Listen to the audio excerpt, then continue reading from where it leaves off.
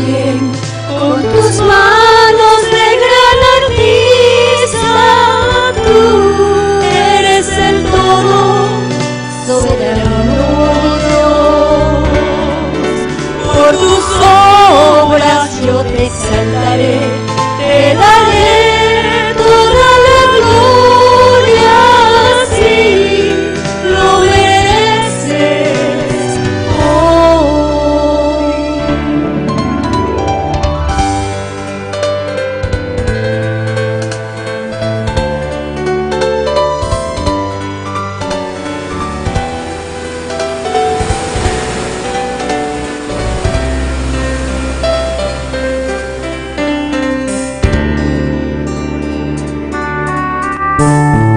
Eres el gran creador, tú tienes toda la gloria.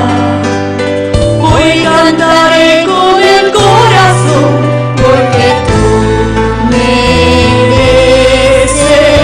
toda gloria. Y es que tú todo lo hiciste bien, con tus manos de gran artista, tú eres el todo soberano Dios.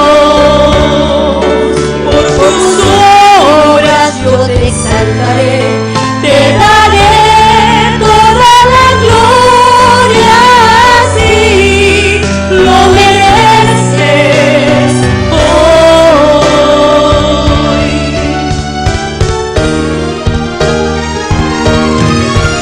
Es que tú todo lo hiciste bien, con tus manos de gran artista, tú eres el todo soberano Dios.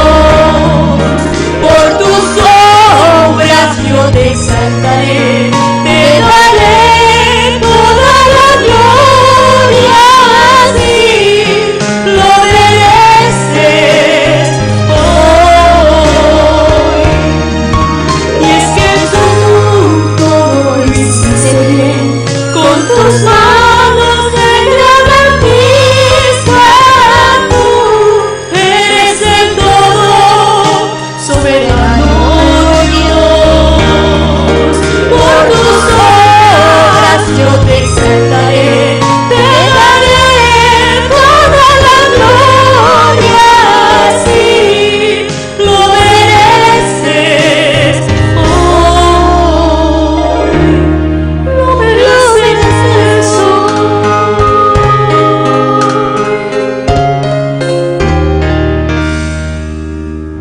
Amén.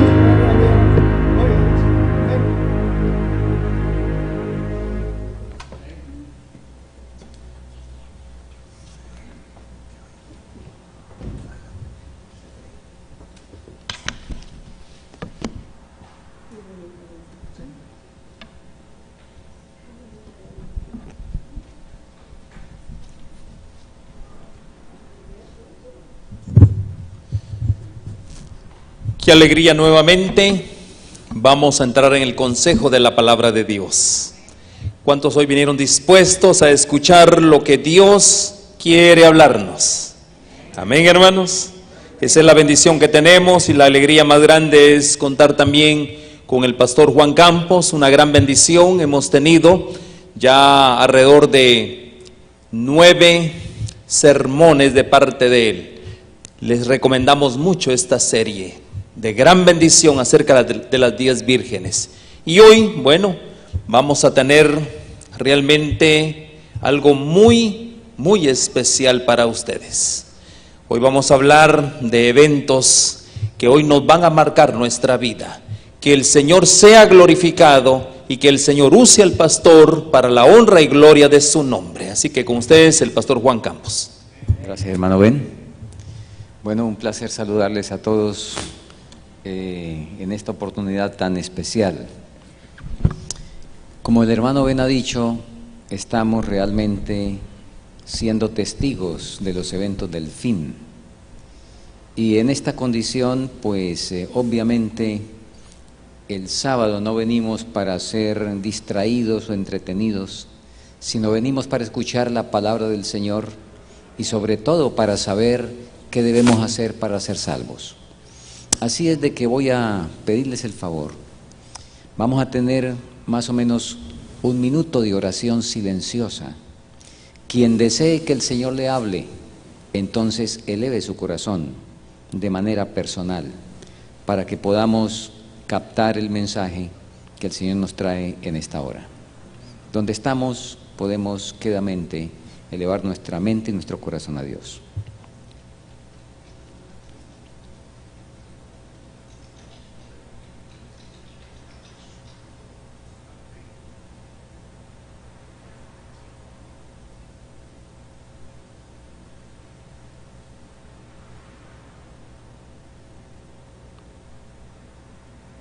Nuestro Dios y Padre, hemos elevado nuestra mente a Ti, diciéndote que te necesitamos y que queremos que tu palabra sea real en esta hora.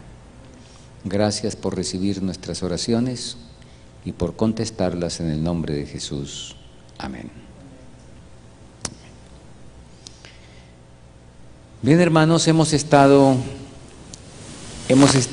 estudiando acerca de algo que, como hemos visto en las sesiones anteriores, el Señor dijo que representaba la experiencia de la iglesia exactamente en el tiempo final. Y a través de la semana vimos que hay 3 parábolas que involucran a toda la humanidad.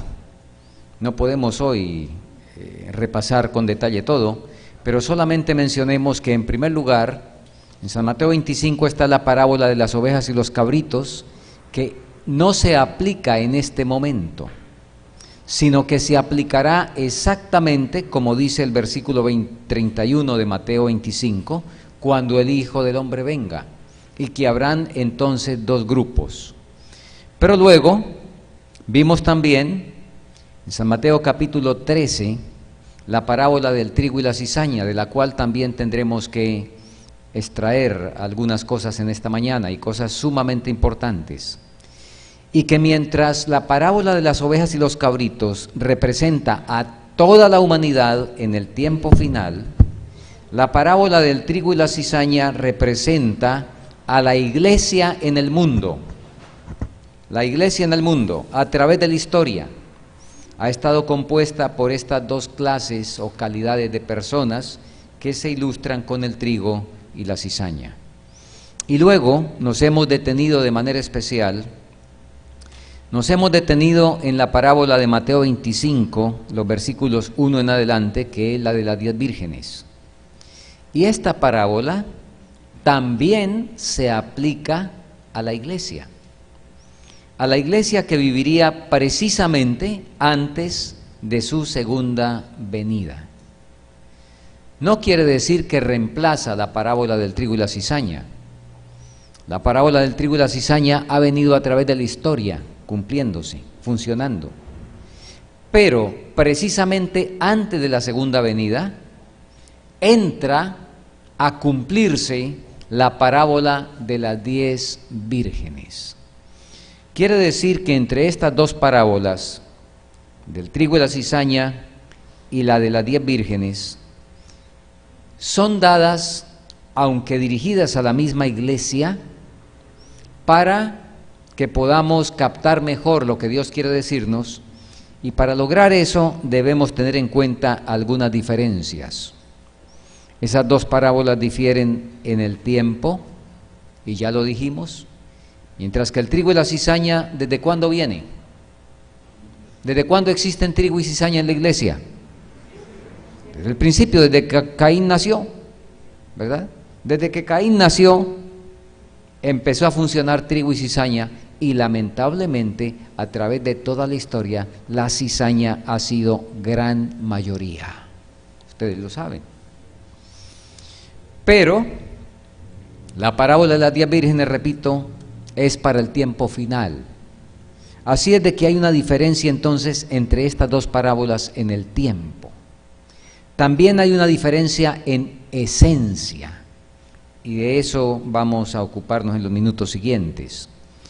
Igualmente hay una diferencia en el número entre estas dos parábolas. Muy bien, hemos enfatizado ya que la parábola de las 10 vírgenes tiene cumplimiento especial precisamente antes de la segunda venida. Ahora, ¿cómo se llama esa iglesia? ¿Cómo se llama esa iglesia que en la historia existe justamente antes de la segunda venida? Esa iglesia que está, y como vamos a ver, representada por la parábola de las 10 vírgenes. Quizás repasemos un poco para poder con certeza responder. ¿Qué significa vírgenes? ¿Recuerdan ustedes? Deben recordarlo los que estuvieron durante la semana. Virgen significa que profesan una fe pura. Y al decir una fe pura, no está hablando de la realidad del corazón, de limpieza completa sobre el pecado, no está hablando de eso. Por eso dice, profesan una fe pura. En otras palabras, tienen la doctrina correcta. ¿Está bien? Ese conglomerado visible en el mundo que tiene la doctrina correcta, a esos es que es dirigida esta parábola. ¿Cómo se llama esa iglesia? ¿Cómo se llama? Adventista del séptimo día. Es la iglesia que por la bondad y la misericordia de Dios tiene la doctrina correcta. Por supuesto que tener la doctrina correcta y no practicarla, el único beneficio que trae es ser quemados más en el lago de fuego. Ustedes saben eso. Porque va a arder más tiempo en el lago de fuego cualquiera de nosotros que entendió la doctrina correcta y que no la practicó, al que no tuvo la doctrina correcta. Esa es la única diferencia. Que el que no viva los principios va a recibir, por supuesto, mayor condenación. ¿Está bien? Y esto que estoy diciendo ustedes lo pueden leer en Maranata, la lectura del 7 de marzo, en la matutina Maranata. No estamos aquí deduciendo nada, estamos repitiendo lo que el Señor inspiró. Muy bien. Así es que esa iglesia se llama Adventista del séptimo día, ¿verdad? El mensaje de hoy, hermanos, es sumamente concreto. Ahora, esa clase, esa parábola tiene dos grupos de personas. ¿Cuáles? Vírgenes, ¿cómo? ¿Y el otro cómo? Fatuas y prudentes. Ahora, esto es muy conocido y lo tenemos que repasar otra vez. La clase representada por las vírgenes fatuas no está formada de hipócritas. Sus componentes manifiestan respeto por la verdad, la han defendido y son atraídos hacia aquellos que la creen. Bueno, escuchamos un amén, pero tal vez no nos dimos cuenta que estaba hablando de las vírgenes fatuas. Las fatuas tienen, y está bien, entiendo que le dijimos amén a esas buenas cualidades, porque las fatuas, fíjese qué cualidades extraordinarias tienen. No son hipócritas.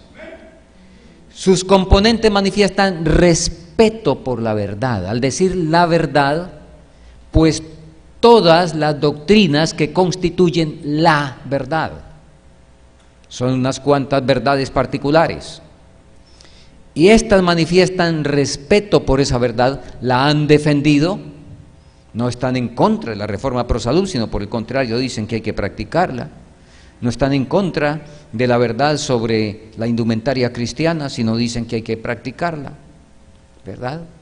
Este grupo tiene esas buenas cualidades, sin embargo, son fatuas según la inspiración. Ahora, tomando esto y teniéndolo en mente, entonces, en la parábola, y ustedes leen en San Mateo 25, donde nos dice cuántas vírgenes salieron a recibir al esposo. ¿Cuántas? ¿Cuántas? A ver, ¿qué dice la Biblia? Tomemos la Biblia y la miramos. La Biblia no dice que 5. 10 vírgenes que tomando sus lámparas salieron a recibir al esposo. ¿En qué consiste la salida para recibir al esposo? Y aquí estoy dando un repaso, esto que se quedó bien detallado en las presentaciones anteriores. La salida para recibir al esposo consiste en ese primer cumplimiento del cual vimos el jueves por la noche ampliamente, ese primer cumplimiento de esta parábola para 1844, que se cumplió punto por punto y de lo cual la hermana White dijo, se volverá a cumplir al pie de la letra.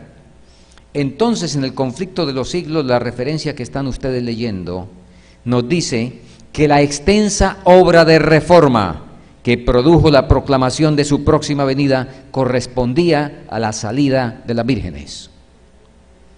En otras palabras, las fatuas que no son hipócritas, que manifiestan respeto por la verdad, la han defendido y son atraídos por los que creen la verdad. Además de eso, participan de una obra de reforma. Y estamos hablando de las fatuas. Por supuesto que las prudentes con mayor razón, por supuesto. Pero aún las fatuas, porque la Biblia dice las 10 salieron a recibir al esposo y la inspiración nos dice la salida para recibir al esposo correspondía a la extensa obra de reforma que produjo la proclamación de su próxima venida. ¿Está bien?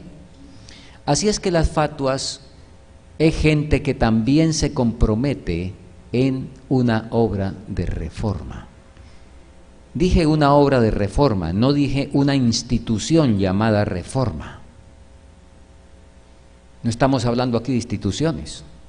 Estamos hablando de una institución que se llama Iglesia Adventista del Séptimo Día Movimiento de Reforma. No tenemos nada en contra por ahora, no estamos hablando aquí mal de ninguno, pues estamos aclarando términos. Estamos hablando de una condición de ser, no de una personería jurídica. ¿Está bien? Cuéntenme, ¿la Odisea qué es? ¿Una institución o una condición? ¿Qué es la Odisea? Correcto, es una condición. Aquí estamos hablando de condiciones, no de instituciones. Muy bien. Así es que nótese, las fatuas poseen buenas cualidades cristianas. Ahora, quiere decir que si las fatuas participan de esto, entonces, si usted consigue de pronto un adventista del séptimo día que es hipócrita, recuerde que las fatuas ¿son hipócritas o no son hipócritas? Ok, entonces supongamos un adventista del séptimo día que es hipócrita, que no se compromete con la obra de reforma, porque él dice, el reino de los cielos no es comida ni bebida, ¿verdad? No le gusta el restaurante que Dios creó, titulado Génesis 1:29 y 3:18, ese fue el restaurante que Dios creó. Después, por las circunstancias del pecado, apareció otro restaurante llamado Levítico 11. Y algunos creen que ese restaurante es verdadero. No han leído todavía bien a Ezequiel 20, por ejemplo. Pero alguien que es hipócrita, que no se compromete con la extensa obra de reforma y dice, el reino de los cielos no es comida ni bebida. Dios mira el corazón, no mira la ropa. Dios conoce mi herencia pecaminosa que no puedo cambiar. Es imposible alcanzar la victoria sobre el pecado. Que no respeta el sábado ni siquiera externamente. ¿Un personaje así será prudente? Entonces, ¿será que es fatuo? Tampoco, ni siquiera fatuo. Se nos salió de la parábola. ¿Me están siguiendo? Nos toca buscarlo en otra parte porque por ahora es un NN. ¿Usan aquí esa expresión NN? Creo que es mundial, ¿no? ¿Sí o la usan? NN quiere decir no name, sin nombre, no se sabe quién es. ¿Qué será? ¿Qué será? Porque ya vimos, no es ni siquiera fatuo, mucho menos prudente. Entonces nos toca buscarlo en otra parte. Así es de que nos toca salirnos de la parábola de las 10 vírgenes para buscar un personaje que tenga estas características. Y no nos queda otra alternativa que buscarlo en la parábola del trigo y la cizaña.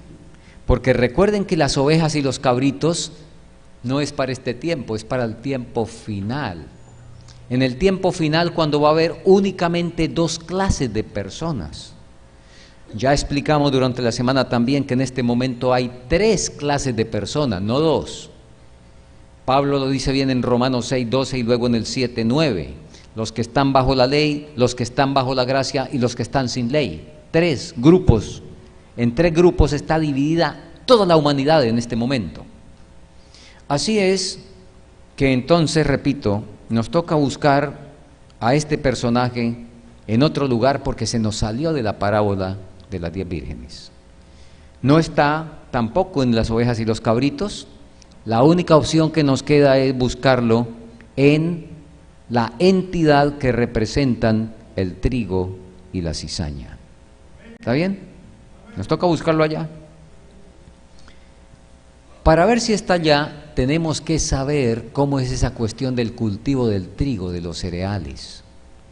Ahora, a ustedes aquí les quedará, los que no hayan visto, les toca buscarlo por allá en documentales antiguos, porque si vamos a ver la siega del trigo aquí en los Estados Unidos con las maquinarias agrícolas, pues no vamos a tener ni idea de qué es lo que dice la Biblia.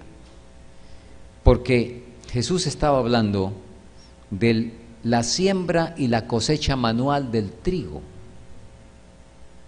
Y hay que saber ese proceso para poder entender esta parábola, si no, pues obviamente no la vamos a entender.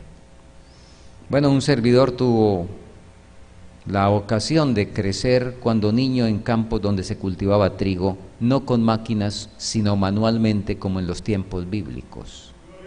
Y entonces entendemos un poquito la parábola y permítanme, les comparto los que no sepan cómo es que esto funciona.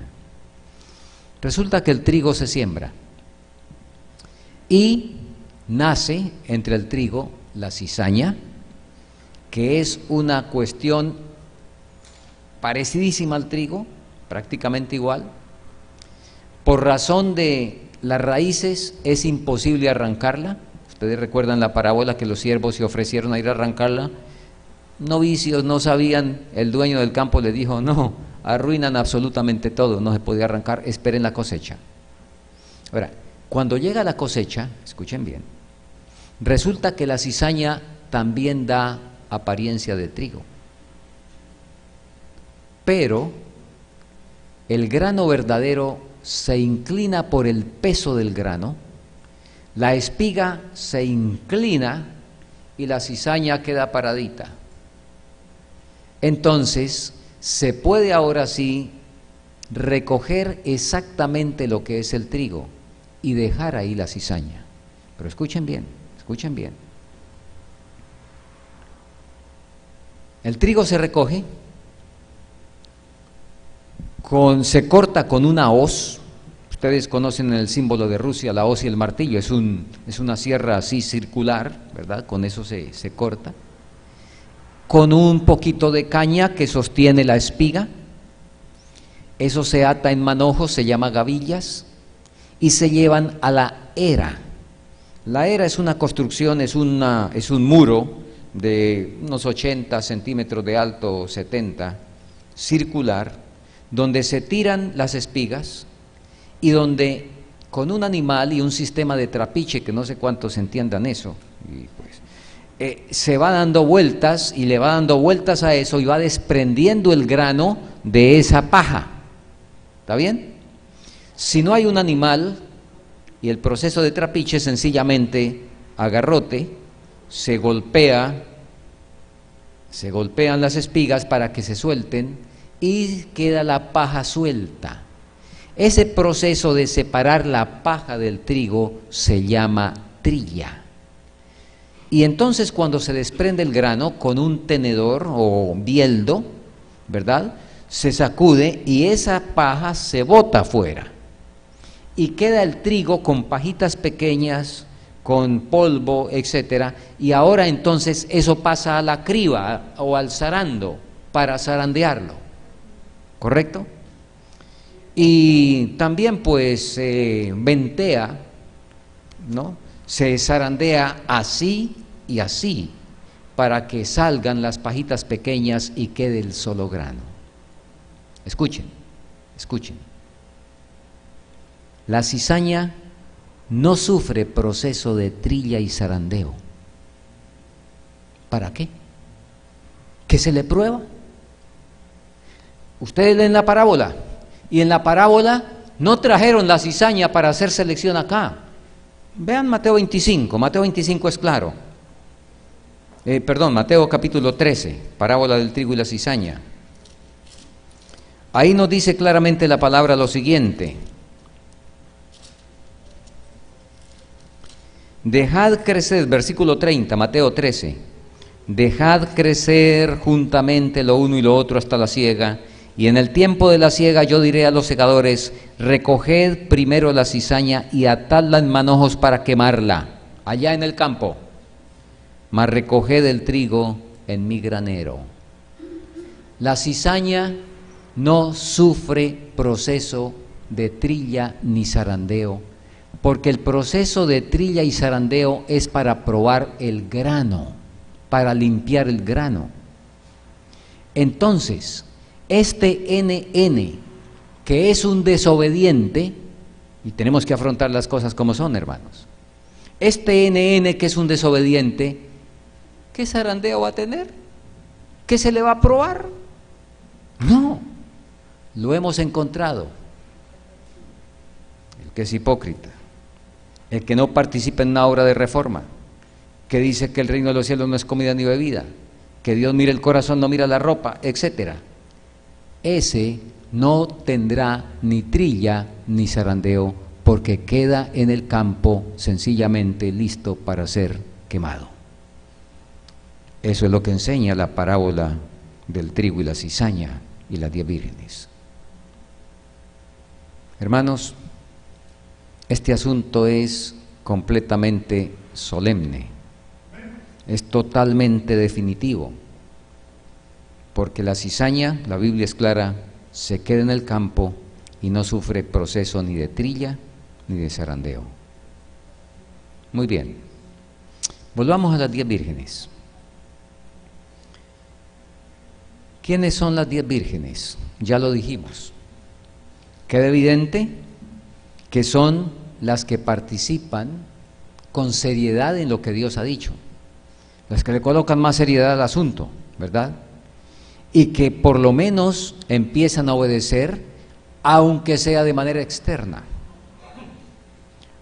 Las 10 vírgenes son un segmento dentro de la Odisea, por lo que estamos viendo. Haga de cuenta, Orión en la Vía Láctea, como ejemplo, ¿sí? La constelación de Orión. Entonces las 10 vírgenes están dentro de la parábola del trigo y la cizaña, pero es el segmento especial que estamos nosotros comentando. Ahora viene algo sumamente vital, porque ahora entramos a mirar la diferencia entre las vírgenes prudentes y las fatuas. Ya la cizaña, pues, qué pesar, qué tristeza, lamentable, la cizaña queda allá en el campo. Ahora tenemos que ver cómo es el asunto entre las prudentes y las fatuas. ¿Cuál era la única diferencia? De acuerdo a la parábola, ¿cuál fue la diferencia entre las prudentes y las fatuas? ¿Cuál fue? Ahí lo están viendo. ¿Cuál fue? ¿El qué? El aceite. ¿Y el aceite qué simboliza? Muy bien, sabemos muy bien eso. Ahora, hay varias preguntas que debemos resolver. ¿Cuándo consiguieron el aceite las prudentes? ¿Antes de dormirse o después de dormirse? ¿Están seguros? O sea que el Señor da el Espíritu Santo para que la gente se vaya a dormir. Entonces no pudo ser antes de dormirse. No. Ahí al leer la parábola está mencionado antes de dormirse. Pero recuerden que la Biblia no está escrita toda en orden. A veces da saltos y pasa allá y regresa. Este es el caso de las 10 vírgenes. Les vamos a demostrar que Dios no da el Espíritu Santo para que la gente se vaya a dormir. Entonces no pudieron recibir el Espíritu Santo antes de dormirse. ¿Correcto? El Espíritu Santo es para acabar de despertar al que estaba medio dormido. Lejos, muchísimo menos que para dormirse. Así es que, ya eso lo vamos a ver en la Biblia del Espíritu de Profecía. Cuando usted lee, repito, le parece, y de acuerdo al relato, en el relato está mencionado primero el aceite y después que se durmieron. Pero aquí ocurre igual que, por ejemplo, en Apocalipsis 12. Cuando usted toma Apocalipsis 12, esta es una ilustración de los saltos que da la palabra de Dios. En Apocalipsis 12 empieza a describir la mujer vestida del sol, y que estaba embarazada, y que iba a dar un niño varón a luz, y dio a luz el niño varón, y había un dragón que lo quería ¿qué? ¿Cuándo fue que se cumplió eso? De que el hijo varón, el hijo de la mujer, el dragón se lo quiso comer cuando era niño. ¿Cuándo se cumplió eso? Muy bien, los niños que Herodes mandó matar en Belén. Y sigue el relato de que el hijo varón fue arrebatado para Dios al cielo. Efectivamente, Cristo se fue, vino, cumplió su ministerio y se fue. Y luego dice que después de eso vino la persecución de 1260 años y que la mujer tuvo que ir al desierto durante 1260 años. Y cuando usted lee el versículo 7 de Apocalipsis 12, dice, después hubo una gran batalla en el cielo. Miguel y sus ángeles lidiaban contra el dragón, y lidiaba el dragón y sus ángeles. Si eso está escrito en orden, entonces la batalla en el cielo fue después de 1798. Porque en 1798 fue que terminaron los 1260 años. ¿Sí o no? Pero resulta que no es así. Que ahí está describiendo él lo que ocurrió allá en el cielo, cuando hubo esa gran batalla y, en fin, que 2 de cada 3 ángeles se quedaron y la tercera parte se vino. ¿Está bien? Muy bien, es una ilustración nomás de que hay saltos. Así es de que volvamos a la parábola. Por supuesto que las vírgenes prudentes no pueden recibir el Espíritu Santo para irse a dormir. No, claro que no. El dormirse, y vamos a mirar con detalle, una diferencia entre el sueño de las prudentes y las fatuas. Y aquí está en el conflicto de los siglos narrado lo que ocurrió y de lo cual se volvería a cumplir al pie de la letra. Leemos. Tardándose pues el esposo, cabecearon todas y se durmieron. La tardanza del esposo representa la expiración del plazo en que se esperaba al Señor, el contratiempo y la demora aparente. Esto es lo que ocurrió en la primavera de 1844, que fue esa primera fecha para la venida de Cristo que no se cumplió. Ahora vino la demora, ¿verdad? Muy bien. En ese momento de incertidumbre, el interés de los superficiales y de los sinceros a medias empezó a vacilar y cejaron en sus esfuerzos. Pero aquellos cuya fe descansaba en un conocimiento personal de la Biblia, tenían bajo los pies una roca que no podía ser barrida por las olas de la contrariedad. Cabecearon todas y se durmieron. Una clase de cristianos se sumió en la indiferencia y abandonó su fe. La otra siguió esperando pacientemente hasta que se le diese mayor luz. Sin embargo, en la noche de la prueba, esta segunda categoría, ¿cuál?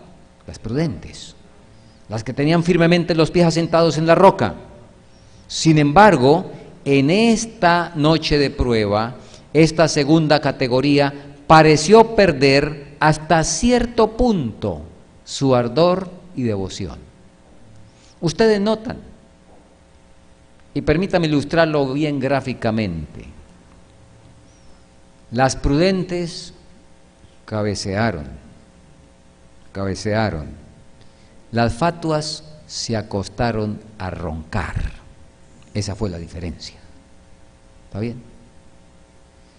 ¿Qué nos dice el Señor para ahora nuestro tiempo? Bueno, Otra pregunta antes de entrar en otros aspectos relevantes. ¿Cuál es el grito? ¿Cuál creen ustedes que es el grito?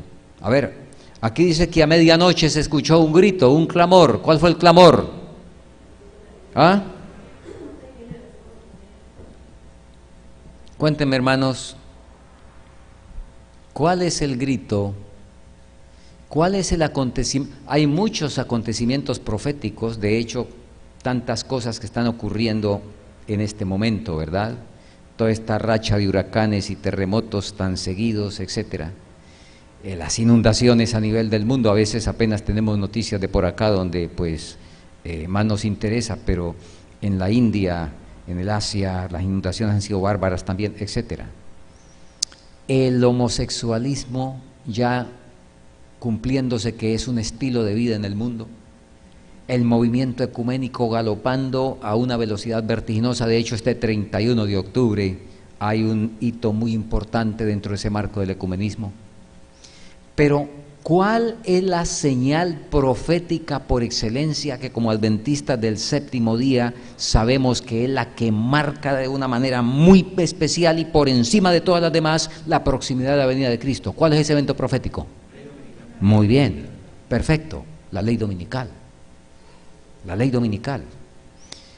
La ley dominical indiscutiblemente será un grito, será el grito, y ya vamos a ver. Y aquí está, ustedes todos lo saben, cuando el protestantismo extienda la mano a través del abismo para asir la mano del poder romano, cuando se incline por encima del abismo para darse la mano con el espiritismo, cuando bajo la influencia de esta triple unión, nuestro país repudie todo principio de su constitución como gobierno protestante y republicano y haga provisión para la propagación de las mentiras y seducciones papales, entonces sabremos que ha llegado el tiempo en que se verá la asombrosa obra de Satanás y que el fin está cerca. ¿Cómo se llama el evento? Ustedes ya lo dijeron, la ley dominical. Ahora,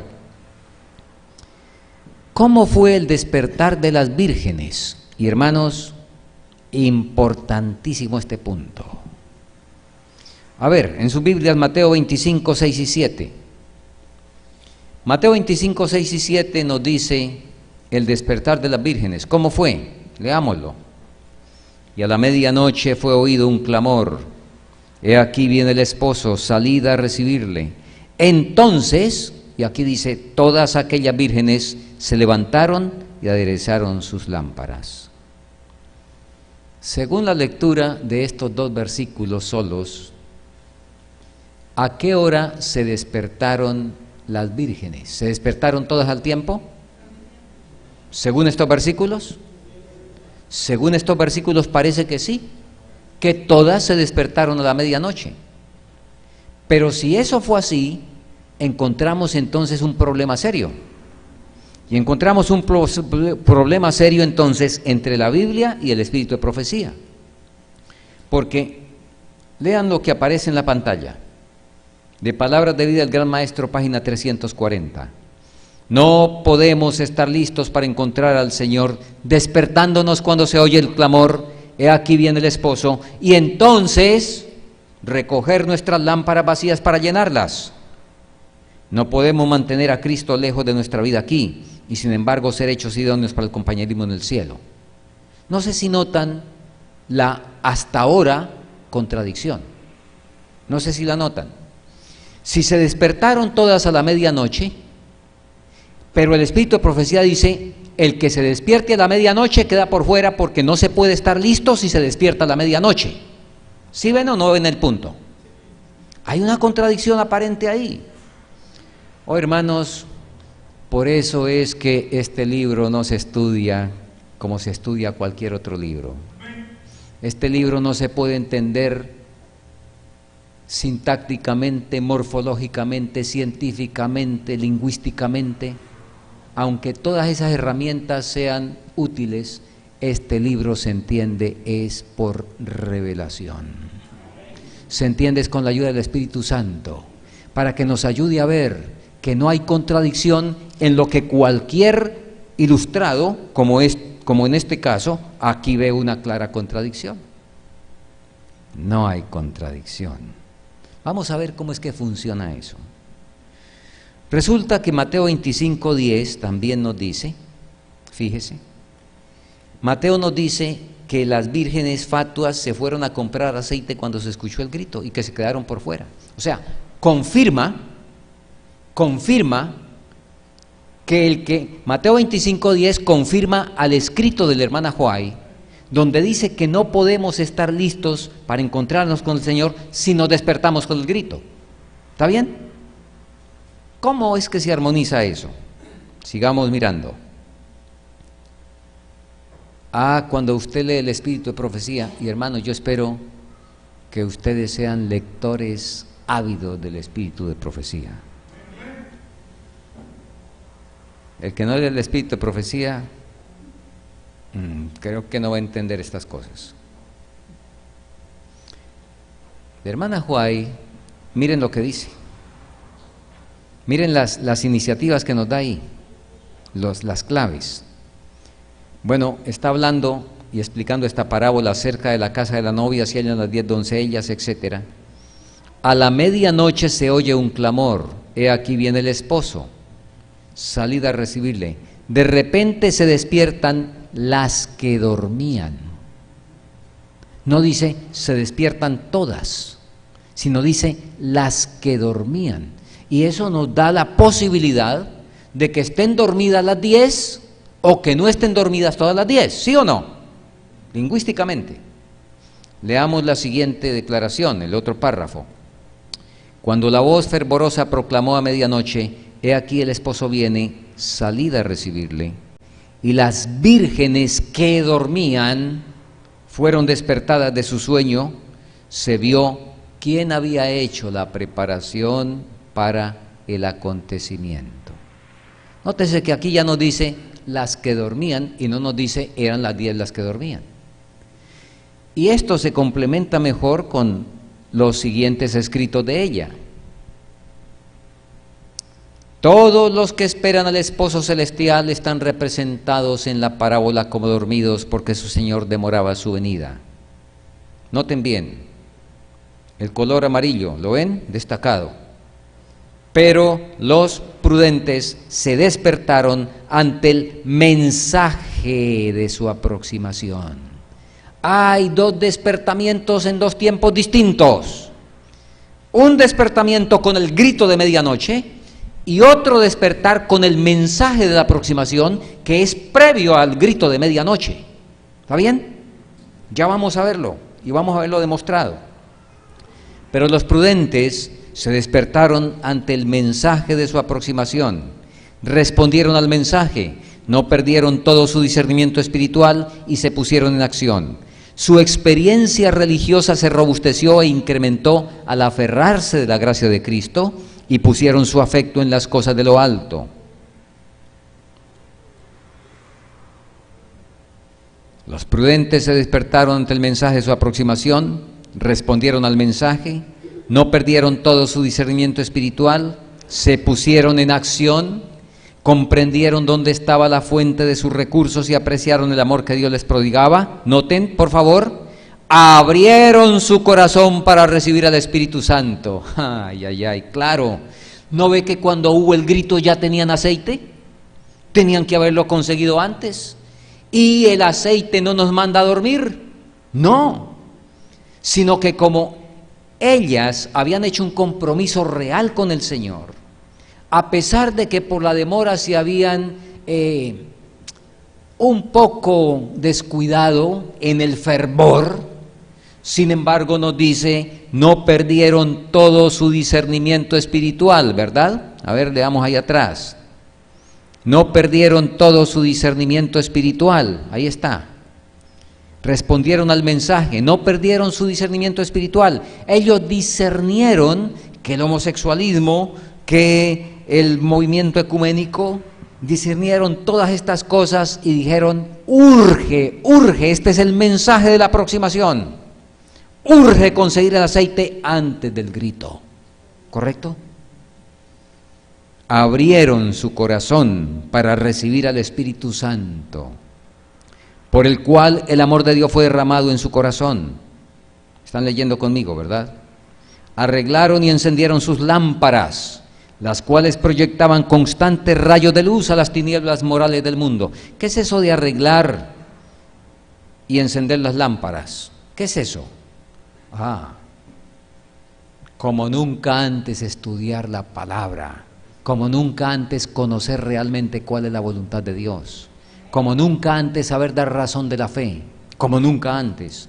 Arreglaron y encendieron sus lámparas, las cuales proyectaban constantes rayos de luz a las tinieblas morales del mundo. Cuando usted no sabe la Biblia, usted carga el libro y encuentra una persona, ¿la puede iluminar? Y la persona está triste y usted no encuentra un texto y la persona perdió a un familiar y no encuentra un texto para consolarlo. Y la persona le pregunta del espiritismo y no encuentra textos en la palabra para decirle qué es eso. Las prudentes tienen que arreglar y encender las lámparas para que sean luz al mundo. No es el libro, no es decirle vaya a leer el libro, no. Recuerden, es tener el conocimiento de la palabra de Dios, lo que es la lámpara, no es tener el libro. Muy bien. Arreglaron y encendieron sus lámparas, glorificaron a Dios porque tenían el aceite de la gracia en su corazón y se fueron a dormir para esperar el grito. Dice así. ¿Están leyendo en la pantalla o no? Estoy leyendo lo último. Cuando abrieron su corazón para recibir al Espíritu Santo, que queda claro que fue antes del grito, porque cuando llegó el grito dice que las prudentes tenían aceite, ¿correcto? Y esto ocurrió antes. Abrieron su corazón para recibir al Espíritu Santo y ya con el Espíritu Santo dijimos, ya estamos tranquilas, nos vamos a dormir. ¿Sí?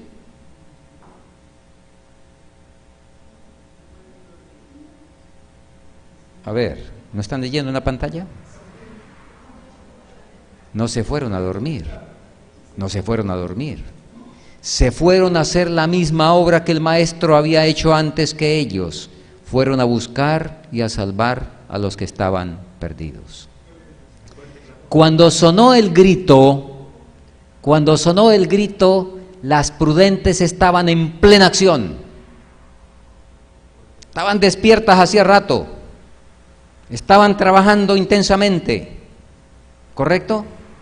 El grito despertó fue a las fatuas. El grito despierta a las fatuas. Las prudentes se despiertan ¿con qué? Con el mensaje de la aproximación. ¿Está bien? Hermanos, esto es totalmente fundamental que lo entienda todo adventista del séptimo día. No olvidemos, no podemos estar listos para encontrar al Señor despertándonos cuando se oye el clamor, aquí viene el esposo, y entonces recoger nuestras lámparas vacías para llenarlas. No podemos mantener a Cristo lejos de nuestra vida aquí y sin embargo ser hechos idóneos para su compañerismo en el cielo. Permítame, les hago una comparación que así la entiende un servidor, porque de pronto algunos de ustedes están pensando, bueno, pero es que el clamor es la predicación del mensaje, ese es el grito, el Señor viene. Y tienen razón, Permítame ilustrar la ley dominical como esa chispa inicial, como eso que ocurrió el 12 de agosto de 1844 aquí en los Estados Unidos en Exeter. En el primer cumplimiento de la parábola de las 10 vírgenes, recuerden, y tuve todo un tema de eso, ¿verdad? El jueves por la noche fue todo el tema de eso, del cumplimiento de la parábola en la historia, así es de que el que quiera pues vea ese tema para que entienda detalles. Recuerden que se proclamó la venida del esposo para la primavera de 1844. No vino el Señor. Entonces, lo que ya leímos, una clase se sumió en la indiferencia, etcétera. La otra clase pareció perder hasta cierto punto la devoción. Perdieron el ímpetu, perdieron ese empuje, pero siguieron perseverando. Siguieron haciendo congresos. Y estaban reunidos en un congreso el 12 de agosto en Exeter. Los hermanos ya se iban a ir cuando llegó un jinete a todo galope con el caballo echando espuma y le dijo: ninguno se mueve, por favor, tengo un mensaje para el pueblo. Los hermanos lo conocían, muy respetado el hermano Samuel Snow, y él pidió tiza y se reunió la gente, y en el tablero, en una exposición brillante, detallada de 2 horas, demostró el error del cómputo que fijó la fecha de la venida de Cristo para la primavera, y les demostró históricamente y con la Biblia, el decreto de Artajerjes del otoño y todo lo demás, les demostró que Cristo venía el 22 de octubre de 1844. Eso fue una bomba que explotó, porque en 70 días, ¿cuánto falta del 12 de agosto al 22 de octubre? ¿Cuánto tiempo hay? 70 días. En 70 días, sin radio, sin televisión, sin internet, sin celular, sin cámaras, sin helicópteros, sin aviones, sin automóviles. En 70 días se predicó en todos los Estados Unidos el mensaje que Cristo venía el 22 de octubre, a pie, a caballo y en un tren que andaba a 30 kilómetros por hora. Era la única tecnología que había. ¿Correcto? Entonces, ese grito de Exeter, un servidor lo ve en su equivalente, la ley dominical. La ley dominical es la bomba que explota, y esa bomba explota para ahora decirle al mundo el fuerte clamor: el Señor está cerca. ¿Correcto? Pero la ley dominical indudablemente es el grito que despierta a las fatuas. Pero ¿saben una cosa? ¿Saben que las fatuas han sido inteligentes? A ver, hermano Alonso, usted necesita viajar a El Salvador. Mañana a las 6 de la mañana sale el avión. Entonces usted debe estar en el LAX a las 4 de la mañana. ¿Está bien? De su casa al LAX gasta media hora. Así es de que usted tiene 2 opciones: o no duerme en toda la noche para que no lo deje el avión y poder salir a tiempo, o usted tiene un buen despertador, una buena alarma, y usted coloca la alarma, digamos, a las 3:30 de la mañana para tener suficiente tiempo de higienizarse, con la alarma puesta en el momento oportuno. Entonces usted se levanta y no pierde el avión. Cuénteme, ¿cuál de las 2 hace? ¿Se pone a velar y esperar o pone la alarma? Claro que colocamos la alarma, claro que sí. Pues eso es lo que hacen las fatuas. ¿Le parece? Las fatuas lo que hacen es que ponen la alarma, creen que es la ley dominical, que con la ley dominical es que hay que salir al campo, que con la ley dominical es que hay que empezar a practicar la reforma pro salud, que con la ley dominical es que hay que hacer las reformas. Las fatuas pusieron la alarma, están equivocadas y se van a dormir. Y cuando suene la alarma, la palabra dice que pegan el brinco sobre sus pies y se van en ese momento a construir, a empezar a echar las bases. No alcanzarán. La parábola dice, y corregimos aquí varios conceptos equivocados. Hay por ahí conceptos proféticos que enseñan que con el decreto dominical termina el tiempo de gracia para el pueblo adventista. Eso es un error. En ninguna parte la palabra dice eso. La palabra dice que con la prueba dominical es que va a venir la prueba para que el pueblo sea sellado. Entonces, obviamente no puede ser con el decreto dominical que termine el tiempo de gracia. Pero lo que sí es claro es que el que espere el decreto dominical para empezar a construir la casa espiritual que debe presentar al Señor terminada cuando Él venga, no va a alcanzar. Y la parábola es clara. Cuando se escuchó el grito, se fueron a comprar aceite. ¿Y qué dice la parábola? Mientras ellas iban, ahí sí tomaron las cosas en serio, pero mientras iban, ¿qué pasó? Se cerró la puerta. ¿Qué es eso de cerrarse la puerta? el fin del tiempo de gracia. No alcanzaron, porque con este pueblo no se trata para ser salvo del arrepentimiento y el perdón de los pecados, sino se trata de la idoneidad para el cielo. Y los que están aquí, que ninguno piense que puede hacer como el ladrón, porque para el perdón de los pecados funciona el que instantáneamente, cuando la persona se arrepiente de todo corazón, entonces el Señor, ¿qué le dice? ¿Tus pecados qué? No le dice, bueno, vamos a entrar en un proceso y va a tener que hacer esto y aquello y lo de más allá y lo de más allá, para entonces perdonarle los pecados. No. Cuando el alma realmente se rinde al Señor, derrama su alma en el verdadero arrepentimiento, la inspiración es clara, de la misma manera como él tocó al leproso y le dijo, quiero ser limpio, y no fue un tratamiento naturista para que el leproso se sanara, sino con el toque se sanó. La inspiración nos dice, de la misma manera se le perdonan sus pecados cuando usted se arrepiente de todo corazón y se rinde completamente. Tus pecados te son perdonados instantáneamente y queda su cuenta saldada con el Señor. Ojo, ninguno de los que estamos aquí, que el Señor nos ha llamado con un mensaje, podrá salvarse así, porque usted y yo tenemos que desarrollar un carácter y desarrollar la idoneidad para el cielo.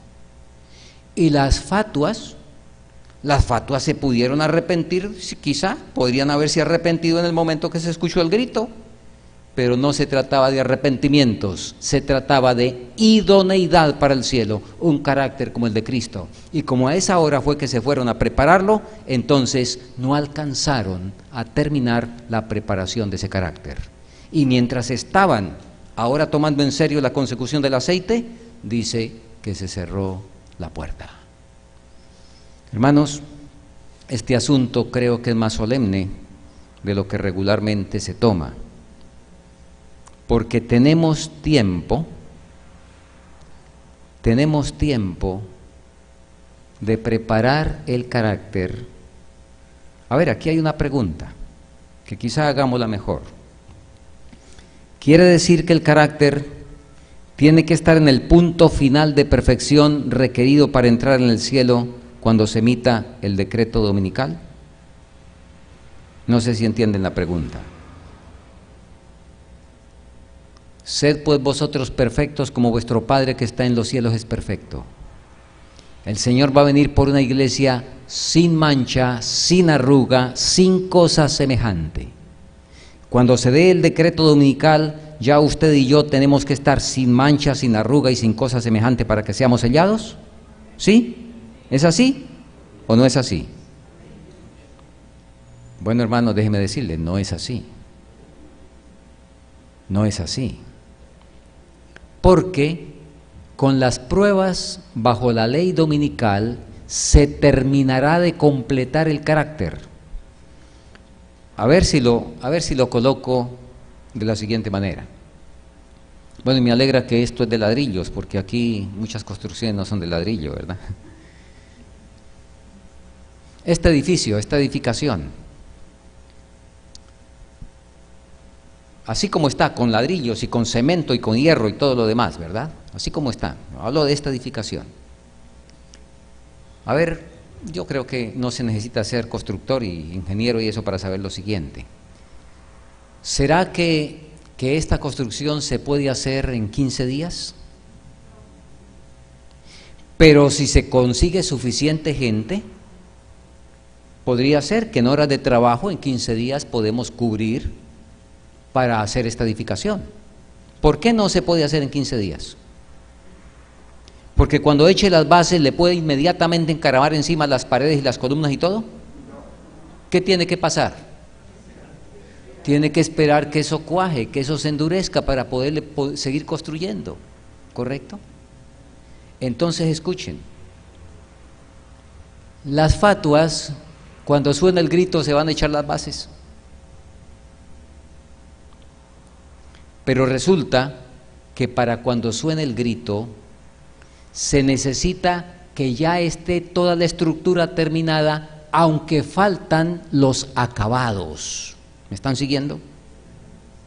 faltan los acabados, faltan los vidrios ponerlos, falta la pintura que embellezca, faltan todos esos acabados faltan, pero tiene que usted tener ya la estructura de la casa que resista la prueba.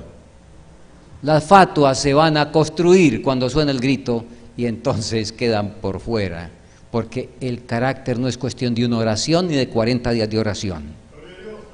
El carácter, la fe, la esperanza y el valor, dice la hermana Juay, y todas las otras gracias del carácter, se adquieren por el ejercicio de años. No se adquieren de un día para otro. ¿Correcto?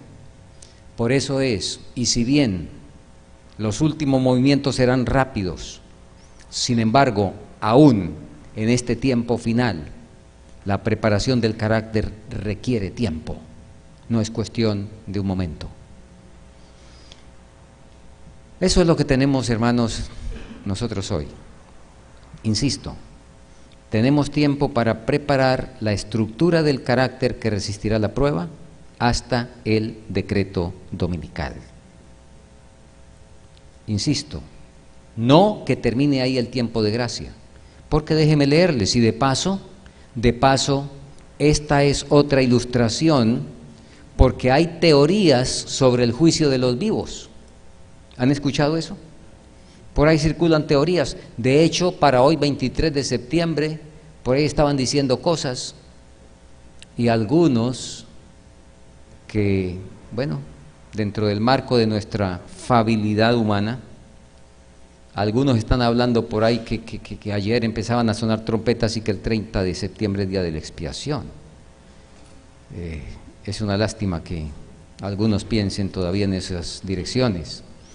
Pero bueno, vamos a comentar el detalle que les referí en relación con el juicio de los vivos, porque en eso a veces tenemos mucha incertidumbre. Y con esto que voy a decir, con lo que ya hemos dicho, pues creo que no habrá ningún problema. A ver, de acuerdo a la palabra del Señor, ¿con quiénes empieza el juicio? Muy bien, ¿quién lo dice? El apóstol Pedro, primera de Pedro 4:17, en el Nuevo Testamento, y en el Antiguo, ¿quién lo dice? Ezequiel. Ezequiel capítulo 9 está una escena de sellamiento y de juicio, y dice: comenzaréis por mi ¿qué? Por mi santuario. Así es de que es claro de que el sellamiento final, el veredicto, ¿verdad?, empieza por la casa de Dios. Ahora, vamos a ver, y si bien no sabemos día y hora, pero al igual que con todos los demás asuntos no estamos en tinieblas, porque no sabemos un tiempo en cuanto a fecha y hora, pero sí sabemos el tiempo cuando veáis estas cosas. Dos tipos de tiempo, uno que no sabemos y otro que debemos saber. Uno que si pretendemos conocer, estaremos colocándonos en la mano de Satanás. Otro que si no lo conocemos, estaremos en peligro. Hay que discernir qué tiempo debemos conocer. Y en ese sentido, leo lo que dice la inspiración, comentario de Apocalipsis 13, en relación con el sellamiento. Escuchen bien. El Señor me ha mostrado claramente,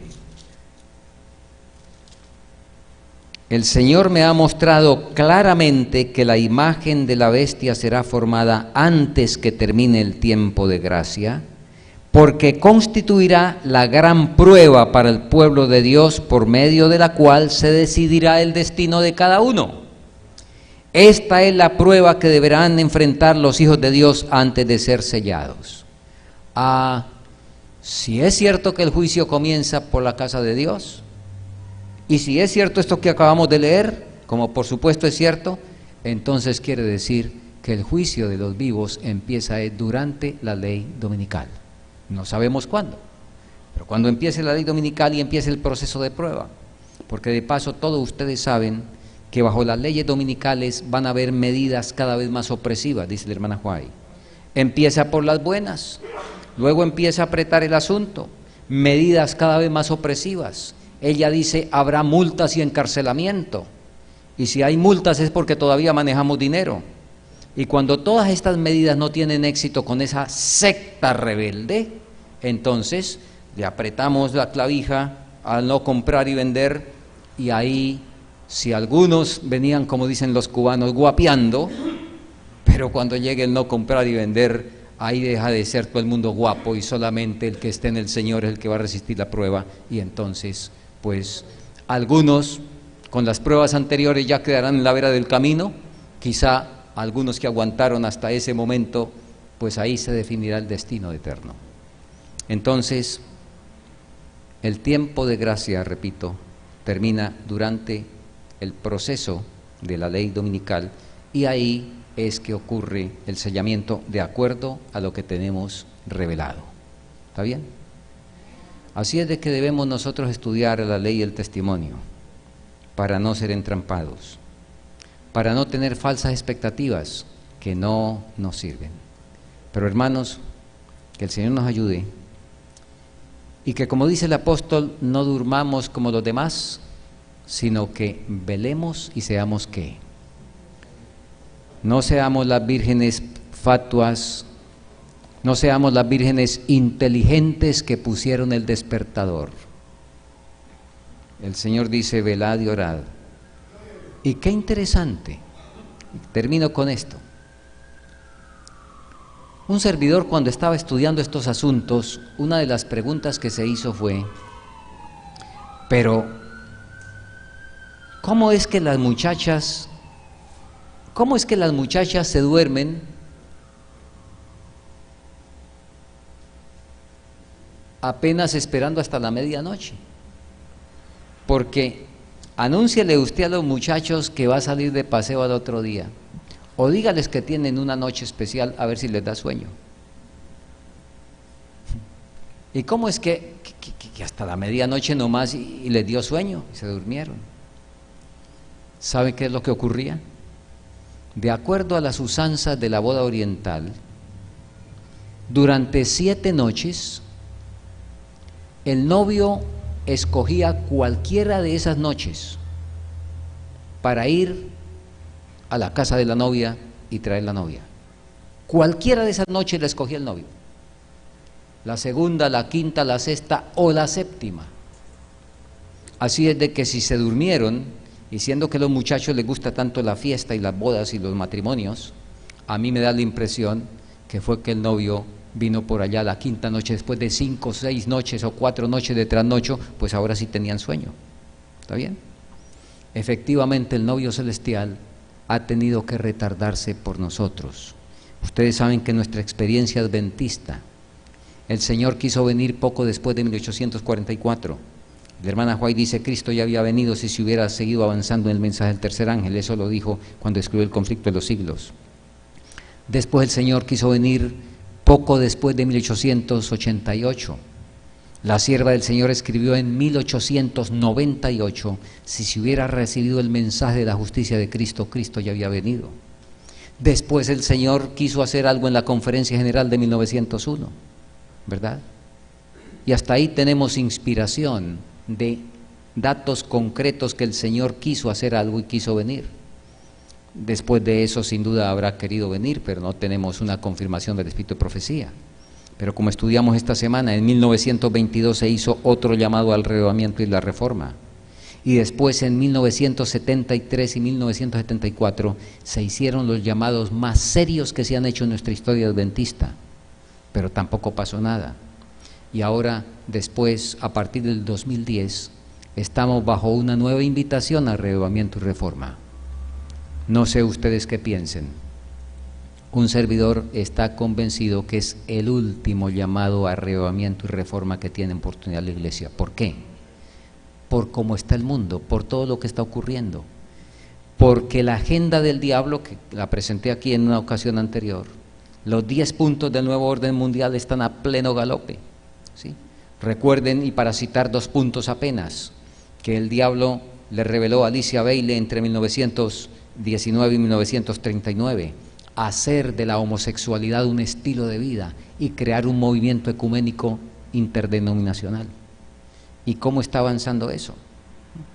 Entonces, lo que el diablo, y recuerden que el diablo en 1846 intentó sacar la cuestión ecuménica. 1846, ahí está el registro en el conflicto de los siglos, por el profesor Finlay. Ahí dice que él, en uno de los sermones, comentó que en medio de tremenda apostasía y tremendo descuido de las cosas del Señor, sin embargo se estaba proclamando alianza ecuménica y credo universal. ¿Por qué fue que el enemigo sacó ese cartucho que es parte de sus cartuchos finales del conflicto en 1846? Porque el diablo se llevó un pequeño susto. Yo creo que el diablo hizo una regla de 3 simple. Con el chasco de que Cristo no vino, esperaba que no quedara nadie después de semejante chasco, pero resulta que quedaron 50. Quedaron 50.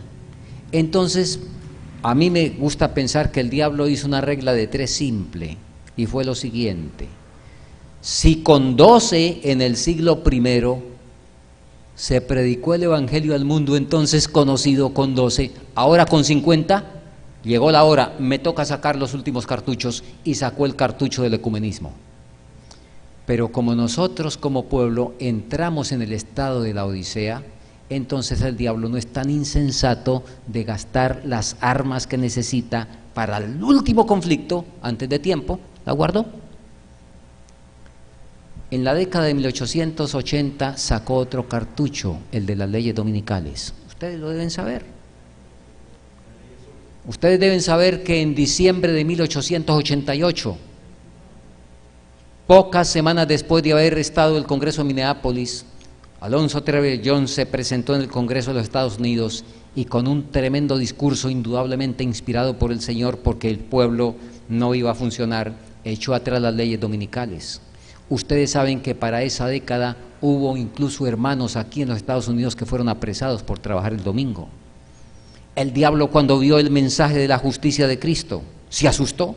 Él sabe que es el mensaje que va a llenar toda la tierra con la gloria. Y cuando él vio eso y escuchó Minneapolis, dijo: esto se acabó, tengo que sacar los últimos cartuchos, y sacó las leyes dominicales. Otra vez los guardó porque el pueblo no anduvo. Pues ahora el diablo tiene todos los cartuchos finales a todo galope, y no hay manera, y no se ve que haya reversa. El ecumenismo, las leyes dominicales, el homosexualismo, están a todo galope. Por eso yo creo que estamos bajo la última oportunidad de reavivamiento y reforma, y que estamos en el momento de todo corazón comprometernos con el Señor para preparar el carácter, repito, antes del grito.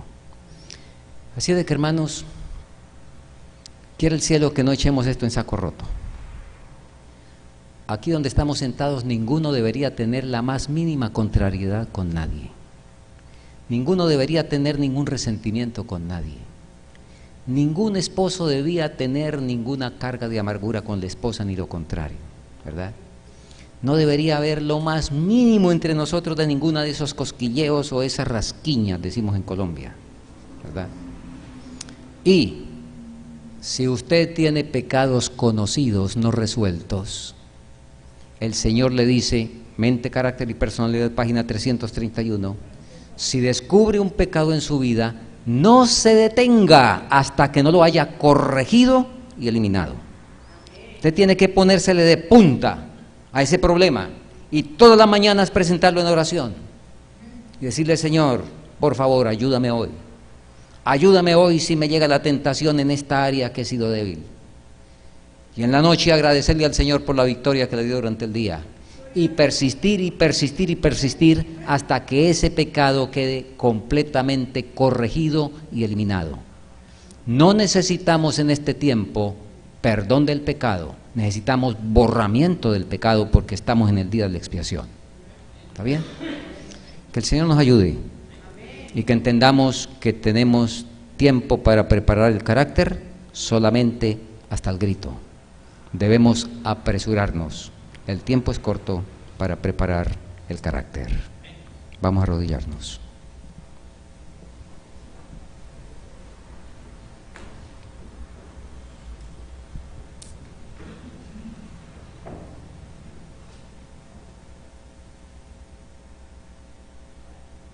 Querido Padre, cuánto necesitamos de tu gracia. Agradecemos tanto la gracia perdonadora, con la cual tú nos dices, confía, hijo, tus pecados te son perdonados. Pero necesitamos quizá con mayor urgencia la gracia fortalecedora, la gracia capacitadora, para permitir que tú en nuestra vida, con tu poder, se logre la victoria sobre el mal, sobre todo pecado conocido, acariciado. En nuestras vidas hay fortalezas jebuseas, hay asuntos a los cuales no hemos podido vencer desde hace tanto tiempo y que quizá todavía persisten. Ayúdanos, oh Señor, a echar mano de aquel que es poderoso para guardarnos sin caída, de colocar nuestra confianza en uno que es poderoso y que es torre fuerte, a la cual podemos correr en todo momento de necesidad. Aquí están tus hijos en este lugar, tú conoces sus circunstancias, sus situaciones. Suplicamos que a cada uno de ellos le des conforme a su fe. Pero sin excepción, sin duda, todos necesitamos que aumente nuestra fe. Y por eso en esa dirección elevamos esa súplica que hicieron los discípulos cuando nuestro amado Salvador estuvo en la tierra. Señor, aumenta nuestra fe. Necesitamos creer a tu palabra. Necesitamos que por las mañanas, cuando nos levantamos para tener nuestra devoción personal, no estemos leyendo simplemente un libro. El que haya pasado tanto tiempo y no haya santidad en nuestras vidas, demuestra que hemos estado leyendo un libro, pero que no hemos estado recibiendo la palabra. Porque tu palabra dice que en esa palabra de Dios está la energía creadora que llamó a los mundos a la existencia, y que esa palabra engendra poder e imparte vida. Y si no hemos tenido poder para vencer el pecado, es porque no hemos recibido la palabra, sino que hemos estado simplemente leyendo un libro para rendir clases en la escuela sabática o en cualquier otro momento. Pero ayúdanos para que podamos realmente, al humillar nuestros corazones, colocarnos en el punto donde podamos recibir la palabra y por lo tanto ser victoriosos en la lucha contra el mal. Lo agradecemos en Cristo Jesús nuestro Salvador. Amén.